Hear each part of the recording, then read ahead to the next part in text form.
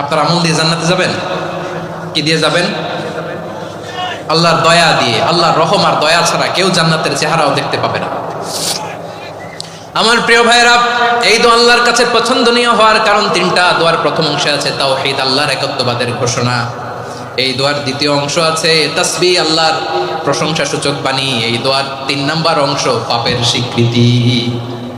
তাহলে আমরা সবাই গুনাহগার, আমরা আল্লাহর কাছে পাপের স্বীকৃতি দিয়ে বলবো, ও আল্লাহ ইন্নী কুনতু মিনাজ জালিমিন, আমরা জুলুম করেছি, পাপ করেছি, অন্যায় করেছি, আল্লাহ বুঝতে পারি নাই, শয়তানের ওয়াসওয়াসায় পড়ে, বন্ধুর পাল্লায় পড়ে, নফসের খায়েশ মিটাতে যে আল্লাহ করে ফেলেছি।